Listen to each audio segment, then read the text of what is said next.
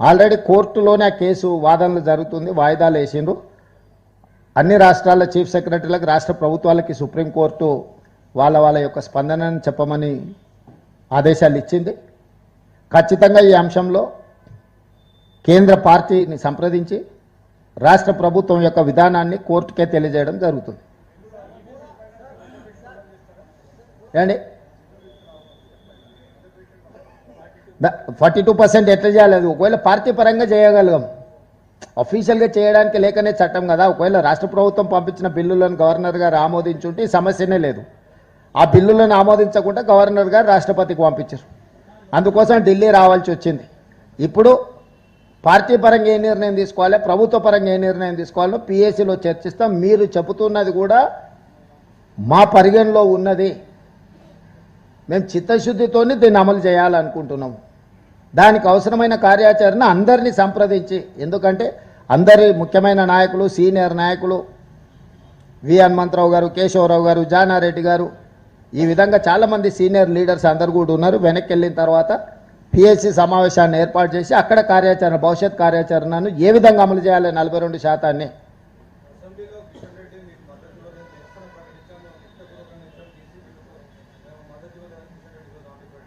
ఆడ అసెంబ్లీలో రికార్డు ఉంటుంది. కిషన్ రెడ్డి కాదు కదా, కిషన్ రెడ్డి గారు ఏమైనా అసెంబ్లీ సెక్రటరీనా? కాదు కదా. అసెంబ్లీలో ఒక కార్యాచరణ ఉందా, అసెంబ్లీ రికార్డులు ఏముందో చూడండి. సో ఇక్కడ తొండివాదన, వితండవాదంతో మాకు సంబంధం లేదు. ఎక్కడ బీసీ రిజర్వేషన్లలో ముస్లింలకు 10% ఉందో, ఏ బిల్లులు ఉందో, ఎక్కడ మేము ప్రతిపాదించినో కిషన్ రెడ్డి గారిని చూపించమని అర్థం పర్థం లేని వాదలు కేంద్ర మంత్రిగా ఉండి గల్లీలో ఎవరో లీడర్లు మాట్లాడినట్టు, గల్లీ లీడర్లు మాట్లాడినట్టు చెట్టు కింద లీడర్లాగా ఊకదంపుడు ఉపన్యాసాలు కిషన్ రెడ్డి గారు ఇవ్వడం వారికి భావ్యం కాదు.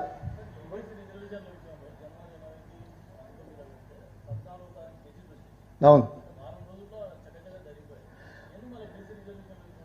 వాళ్ళకు లేదు, చిత్తశుద్ధి లేదు. ఈడబ్ల్యూఎస్ రిజర్వేషన్లో 10 రోజుల్లో మొత్తానికి మొత్తం అన్ని చట్టం చేసి 10% రిజర్వేషన్లు ఇచ్చిన బీజేపీకి, రైతు వ్యతిరేక నల్ల చట్టాలు ఒకటే రోజులో ఆమోదింపజేసుకున్న బీజేపీకి ఓబీసీ రిజర్వేషన్లు ఇవ్వాలన్న ఆలోచనే లేదు.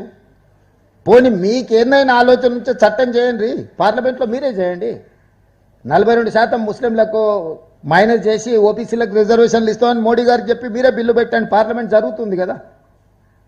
మీరు చెప్తున్న దాంట్లో చిత్తశుద్ధి ఉంటే కేంద్ర ప్రభుత్వం మీదే, కేంద్ర ప్రభుత్వం బిల్లు పెట్టి పొద్దున పెడితే సాయంత్రం వరకు లోక్సభలో పాస్ అయితే రాత్రికి 12 వరకు నడితే రాజ్యసభలో 24 గంటలు తిరగకముందే మీరు చెప్తున్న రిజర్వేషన్లు, మీరు చెప్తున్న విధి విధానాలతో మీరే పార్లమెంట్ చట్టం చేయండి. అప్పుడు ఆటోమేటిక్గా అన్ని రాష్ట్రాలు అమలు చేయాల్సిందే కదా.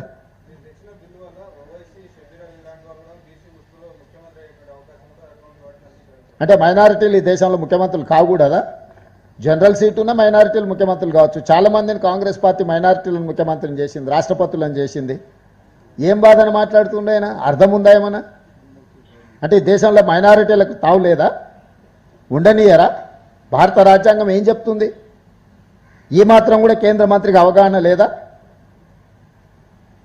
అసలు ఏమన్నా అర్థం ఉందా? ఈ దేశంలో ఎంతోమంది మైనారిటీలను కాంగ్రెస్ పార్టీ ముఖ్యమంత్రులను చేసింది వివిధ రాష్ట్రాలకు.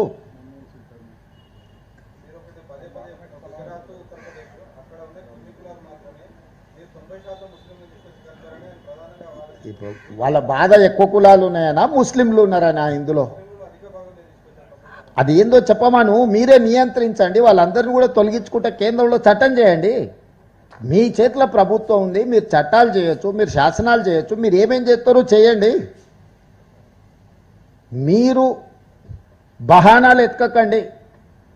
మీ బహానాలన్నీ కూడా బీసీలను దెబ్బతీయడానికి ఉపయోగపడుతున్నాయి తప్ప బీసీలకు మేలు జరగడానికి లేదు. నేను సింపుల్గా డిమాండ్ చేస్తున్నా, ఓబీసీ రిజర్వేషన్లు 42% పెంచాలి. ఇది మా విధానం.